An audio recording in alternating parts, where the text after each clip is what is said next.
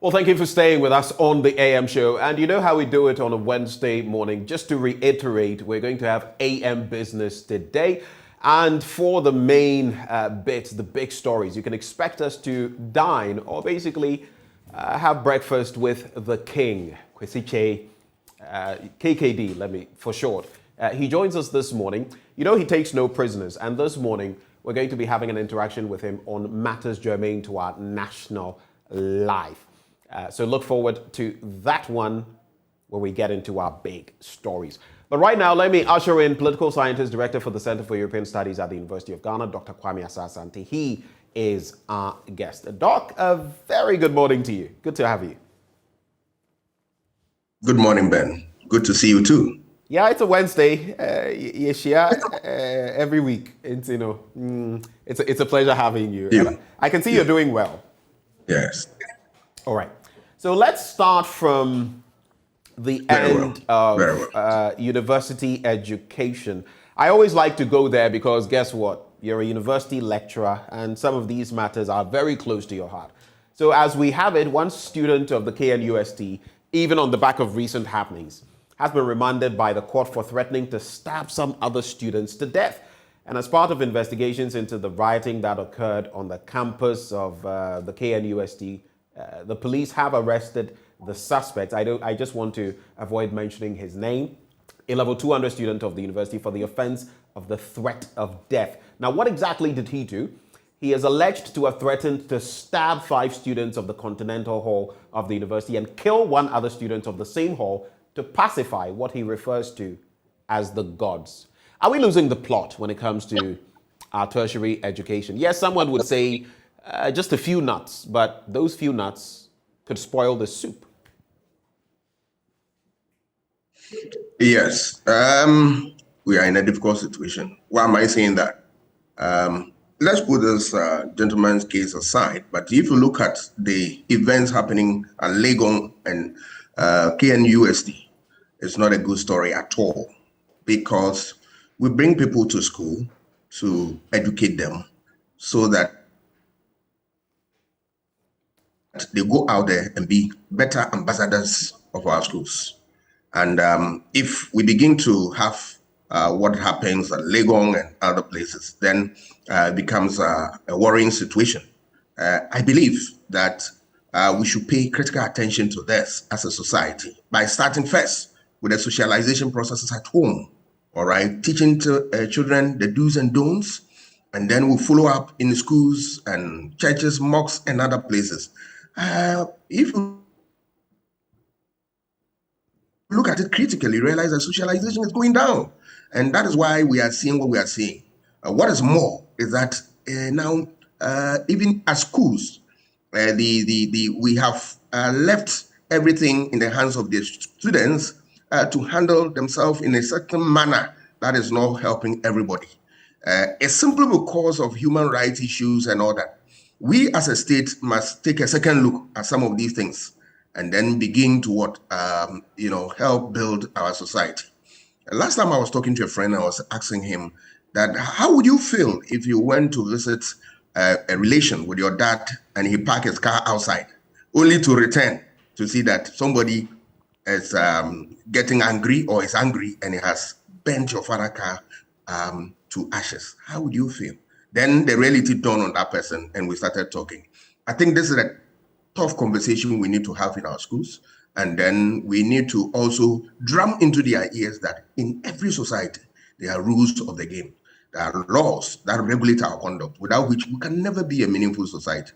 And that when you cross the line, sanctions will be there for you. This must be told to students all the time. Well, we'll check out some other stories that I'll run by you, but let's get into the Daily Graphic newspaper and check out what headlines they have to offer us. HIV still real. 23,495 test positive in 6 months.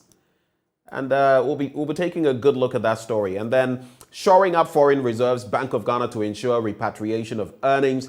GEA injects 38 million Ghana cedis to support SMEs. And LaBianca denies OSP's report, seeks legal redress. But some of us are scratching our heads and asking ourselves, on what basis the executive director or chief executive of the company went ahead, Madam Hene, went ahead to pay the over 1 million Ghana cedis in the first place, if we're now looking at seeking legal redress.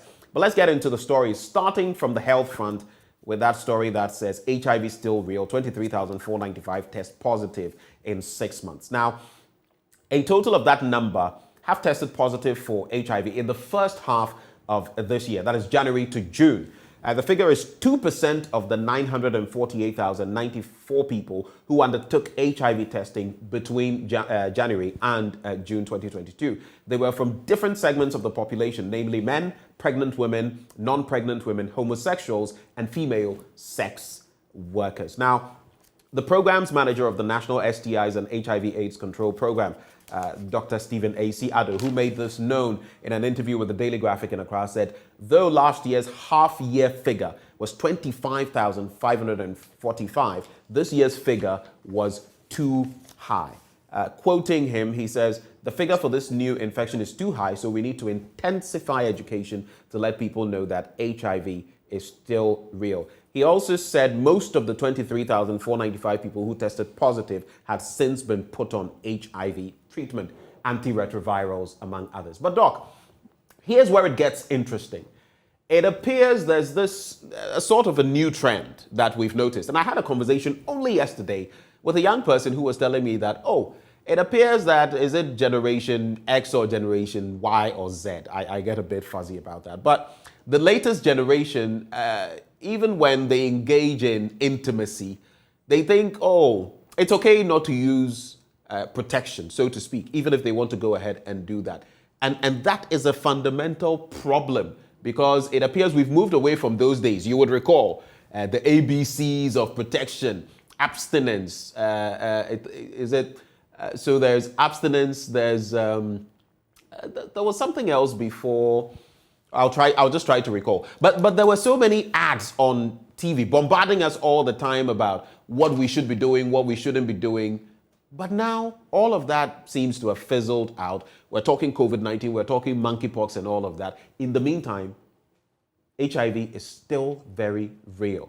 What do you make of this situation, Doc? I think what has brought us to this state is one, lack of continuous education. In the 90s, message on HIV were lots. Every time you hear on radio, TV, and all that. This time, we don't see that. So we think we need to intensify education and continue to educate, especially young people, about the need to protect themselves. I think that is the only way to go. And of course, we need to also support the organizations that are charged with the responsibility of giving this education with funding. Sometimes we realize that funding is a problem and we need to support them. Once we support them and the education is on, not only on TV and radio, but in schools and any other place that human beings gather, the message must go there. I think we'll save this society a big deal. And I just recall now, so the ABC was abstinence first, the second one was faithfulness, so be faithful. And the third one, the C, was condom use. And it appears people have thrown a lot of that to the dogs. Of course, the risk of contracting HIV is in there. But there's also the talk about what we don't hear of often, the 95-95-95 target, which simply means, to break it down, the first 95 refers to the fact that by 2025, 95% of the total population of persons who are HIV positive should know their HIV status. The second 95 means that by 2025, 95% of those who tested positive for HIV should be on medication if they tested positive, while the last 95 says that by 2025, the 95% who are taking their medication should have viral suppression. But with these figures, it would be difficult to get there.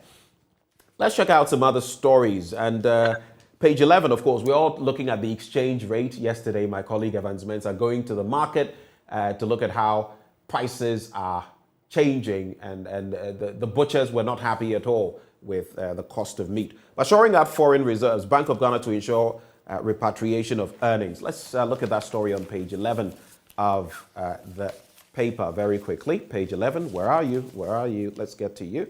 All right. There you are. All right. So the Bank of Ghana has committed to ensuring all export earnings from mining, oil and gas, and other exportable commodities are repatriated to enhance the country's foreign exchange reserves. The Deputy Director, Banking Department of the Bank of Ghana, Mr. Eric Kweku-Hammond, said the move would also support other efforts at building resilience in the economy and stabilize the national currency, as well as ensure overall macroeconomic stability. He was speaking to the media at the regional seminar for exporters, the seminar which was organized by the Ghana Shippers Authority.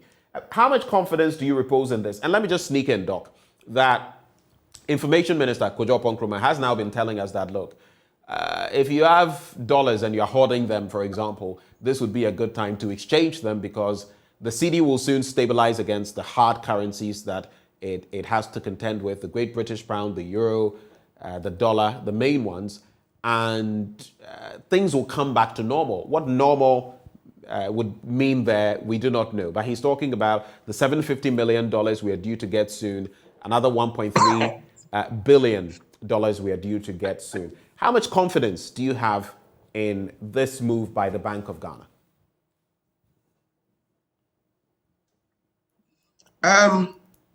As at now, I must be honest with you. We are waiting to see what the bank would do to change the circumstances we find ourselves. A lot of times we hear rhetorics, all manner of talks, we'll get there in no time and all that. We want to see action before we believe in some of these things because, look, day in, day out, prices are soaring with amazing rapidity. And we seem to not have any solution at all. We are worried because as a society, we have experienced some of these difficult times in the 80s and 90s. I tell you, I was around as a student and as a young person growing up, very difficult time. Is it the case that we are visiting that era? We want our managers of our economy to up their game and then limit the talk and do the action for us to see that, look, what is it that we have on our hand that they cannot handle? I believe that there is a good team in this country who can handle this. We need to be able to do this thing immediately so that everybody will be free. Because look, it brings a whole lot of problems ahead. If you look at everyday stories we hear and all that, my prayer is that the economy doesn't crash in no time. But I believe that my country should be able to surmount this difficulty in no time. Righto, let's get into that final story we'll look at from the Daily Graphic newspaper. LaBianca denies OSP's report, another interesting twist to the plot, and seeks legal redress. So the management of LaBianca Company Limited has denied that the company and its CEO, Eunice Jacqueline Boa Asomahene, procured customs advance ruling through, quote, influence peddling or trading influence. The company says it therefore takes exception to the findings and allegations of the Office of the Special Prosecutor and has consequently instructed its lawyers to take the necessary action on this matter. A release issued by the company said it had over the years, in accordance with due process, applied for customs advance rulings under the Customs Act 2015, Act 891. Quote, indeed, over the years, the company has been tax compliant and discharged all its obligations dutifully. It said, therefore, that the OSP's report was at variance with what actually transpired. And the release further indicated that the company's commitment to always comply with the laws of the country had been met. We all know about the 1.074 million Ghana cedis that a good portion of which the CEO has had to pay. My question to you, Doc, if this was her stance, I wonder why she coughed up that sum of money to the Office of the Special Prosecutor or the state's kitty in the first place. What legal guidance did she get? Because she had legal counsel before meeting with the OSP. I myself am surprised because we heard that he assembled, I think, about 6 lawyers and all that. And then at the end of the day, he paid that amount. So what has changed? Maybe the days ahead, we are going to see how it pans out. But for me, it's an interesting case that the whole country is watching and then following. So I will urge the OSP to continue in other places so that we can reduce corruption, which is gradually becoming an albatross around our neck. I support what he's doing, and I urge him to be bold and continue in other places so that we will rid our society this problem once and for all, and then we stabilize our political system and then up our game. I support the OSP. He must fight and fight hard, and he should fear nobody and move on. And speaking of proceeding as he has started, you know that he's also pursuing another interesting case, also involving Colonel Damois, the same person involved in this from the Customs Service.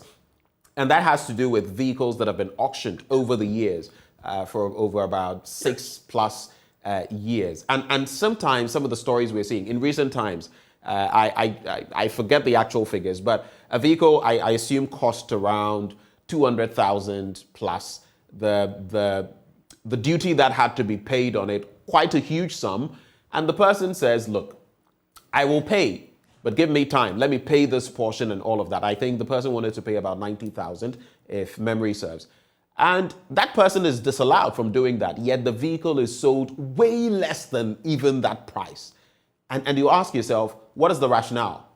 Whose interest is at play when the state could have raked in quite a bit of money, yet this is how it goes. So we do want to see the special prosecutor proceed with some of these matters, and hopefully the state will do better in terms of how much we lose to corruption and other such related activities. But let's get into the Ghanaian Times. Ghana's childhood cancer ambassador dies. That's a very sad development. I'll bring you snippets of that story. There's also a platoon of naval personnel deployed to fight galamseyers on Ankobra, Ofin rivers. For me, knee-jerk reaction as always. We hear of something, we rush to that place. I mean, we have pockets. Sometimes I ask myself, Doc, what kind of country is this? You can't do this anywhere. So people can come from China, from neighboring countries, Burkina Faso, Mali, Niger, coming to our country, exploit our natural resources, our gold, which is a finite resource, which we are supposed to get the most out of, especially as for about 400 years, colonialism took so much of that. We have gold. Instead of making the most of it for future generations, we sit down and allow foreigners to come and not just take it, destroy our landscape and our water bodies. I don't get it. I really don't get it. There's also seed capital for Agenda 111 released. Various projects commenced. That's according to Mr. President. And master plan developed. Efforts to promote efficient integrated iron steel industry. Master plan developed, awaits cabinet approval for implementation. So, Doc, I'll just take a quick look. As for the Galamsey story, I'll not get into it. It's on page 18. You can grab a copy of the paper. We all know the details. But page 17, let's take a quick look there, and page 25 as well. So 17 talks about President Akufo-Addo, who says, following the release of seed capital, the various projects under government's Agenda 111 have commenced, including those in the Upper West region. He was there recently.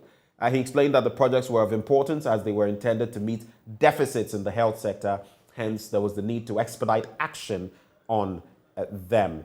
In the Upper West region, beneficiary districts of the Agenda 111 projects are the Wa West, Dafiama, Busie Isa, and Lambusi districts. And finally, on page 25, Doc, so we can just digest the paper once and for all.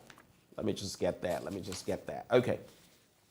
Ghana's child cancer ambassador dies. And Ghana's childhood cancer ambassador, Brianna Fosua Adai, has died after battling with the disease for the past 2 years. Brianna, aged 9, who has been advocating childhood cancers, called for a lot of interventions to be carried out for children with cancer in the country. Some of her calls resulted in the incorporation of childhood cancers into the National Health Insurance Scheme to relieve parents of the burden as a result of the treatment of childhood cancers. And that is one of the things we'll remember her for. I had to make that point because thanks to her, now at least some other children can benefit from the trail that she blazed. Over to you, Doc, with your thoughts. It's a very sad story. Problem of cancer is a very difficult one. But as a society, we need to put our resources together and then brace ourselves that whether we like it or not, we are going to be confronted one way or the other with such a problem. And when it comes, what is the way forward to that? That is how we need to approach this. And it should not be a lip service. We need to, push in resources to that area, push in personnel, and then, we do all that we need to do to be able to address such challenges. It's a difficult one, but I think that with proper planning and organization, we should be able to address this. I want to touch on quickly on the customs and the issue of what cars. I can say that the policy regarding this, seize cars, people who are not able to pay their duties, and then they sell their cars on. This is a bogus one. It is a bogus policy that over the years, one would have thought that authorities will look at it, investigate, and then assess whether it's worth pursuing. But it seems to me that nobody is interested. All that they are interested in is seize the cars and then give it to, more often than not, some of these cars get to, party boys, party apparatchiks, and all that. And then when they are even selling them, as the story tells, we sell them at lower prices as opposed to what even people intend to pay and save their cars. I think it is a policy that they need to reflect on, and that if it is not serving the interests of society, let's scrap it. Otherwise, we are just punishing people for nothing. I heard that story when the man was interested in paying about 90,000, only to realize that the car has been sold even at pittance. That is unfair, and it's a disincentive to hard work. That you go and work elsewhere, bring your cars here, and then the state find a way of taking it from you. That's not fair. It doesn't augur well for a meaningful society. We must take a second look. If it is not good, let's scrap it and get something possible and then effective in place. Let's take a quick look at the Daily Guide newspaper. Gunshots at Tamale NDC office. I'll be bringing you details of that story. Government deploys Navy on Ankobra or Fin against Galamsey. I'll be neutral in NPP presidential race. That's according to Nana Addo Dankwa Akufo-Addo. And the president is touring the Savannah region starting today. But the big story there, Council of State summons Ofori-Atta Addison, Ernest Addison, of course, over the falling cedi and the economy. So the central bank's governor and the finance minister. But what exactly can the Council of State do? I am not holding my breath, honestly. I'm being very factual. I'm being very honest. I'm not holding my breath. It's not the summons that will do much, but you may think differently and you're entitled to your thoughts. But let's take a quick look at the NDC story on page 6. And you can tie that into the summoning of Ken Ofori-Atta and Dr. Ernest Addison by the Council of State. So some irate youth of the opposition NDC yesterday attacked the party's regional office in Tamale with guns. The youth amassed at the office to register their displeasure over the appointment of one Ali Adolf as the acting Northern Regional Chairman of the party. You would note that in recent times, Ibrahim Mobela, who was the Northern Regional NDC Chairman, of course, met his maker. Occupants of the office were said to have run for cover as several shots were fired by the angry youth. Let's just put a full stop there to that story. The question I want to pose to you, Doc, again, in discipline, we've seen Odike of the UPP, United Progressive People's Party, or United Progressive Party, and how his office was vandalized, shots were fired. One of the boys or the men in the party's office was hit by a stray bullet. He escaped being thrashed by a whisker. And that was on the back of saying that some of our chiefs are involved in Galamsey. No matter how unpalatable it was, how can people take the law into their own hands and do this, supposing it's Nananum who actually were behind this? So the spate of indiscipline, I don't know what you make of it.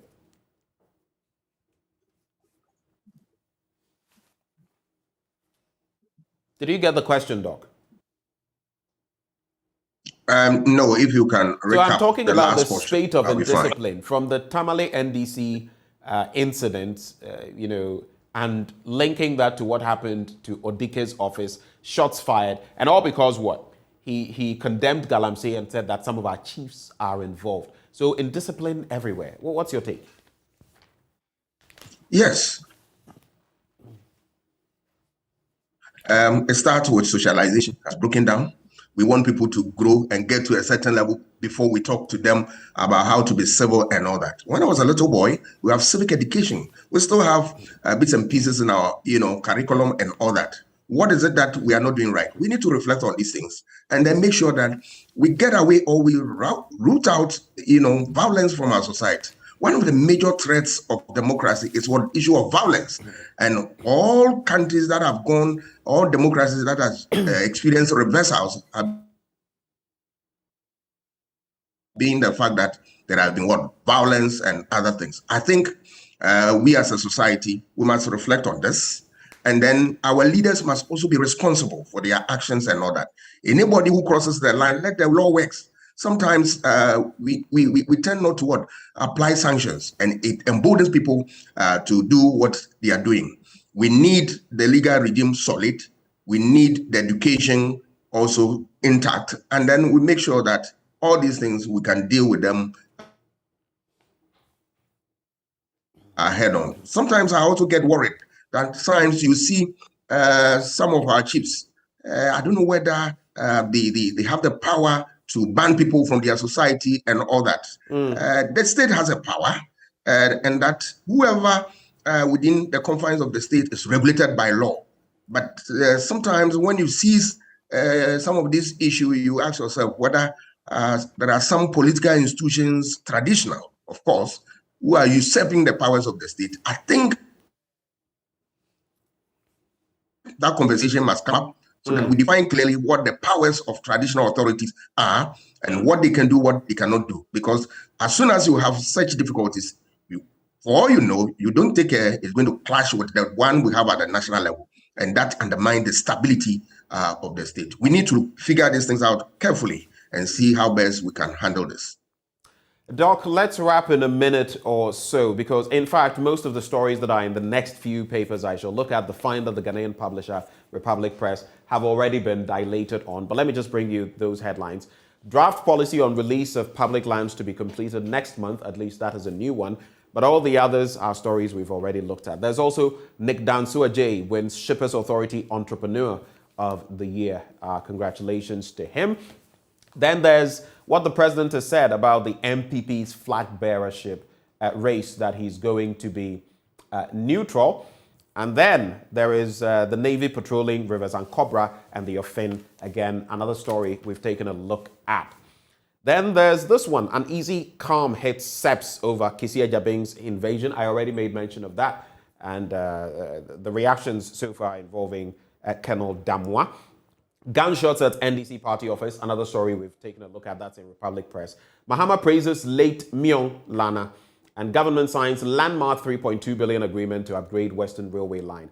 But of course, there's also that story about the 2 billion Ghana cedis and the Ghanaian publisher that, according to Information Minister Kojo Nkrumah, will be hitting our accounts, for which reason, if you're hoarding the American dollar, you might as well go ahead and exchange it. But, well, when push comes to shove, we see the cedi actually stabilized? That is the key question. Maybe your final thoughts, Doc, and then we can call it a wrap.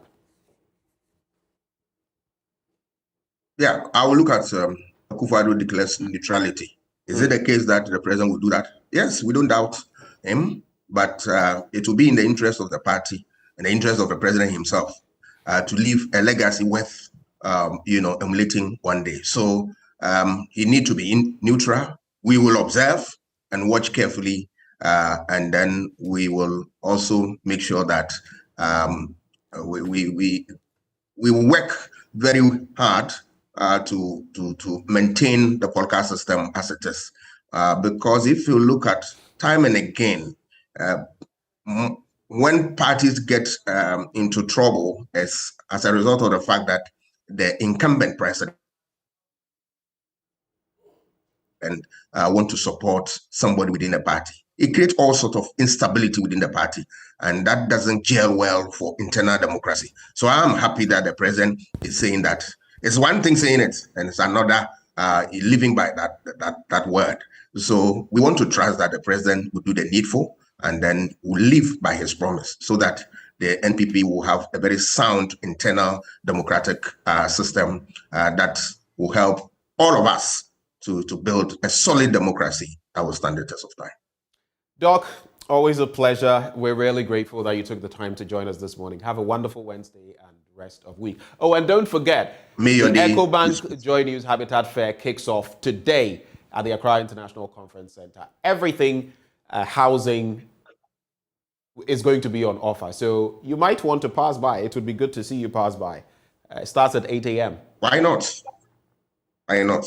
Right. Thank you. All right. Right. Have a great day. Same to you. Dr. Kwame Asah-Asante is Director for the Center for European Studies at the University of Ghana. He's a political scientist as well. But right before we veer into sports, a very happy birthday to Pius Kojo Baka. Pius Kojo Baka. Very fine gentleman, gentle soul.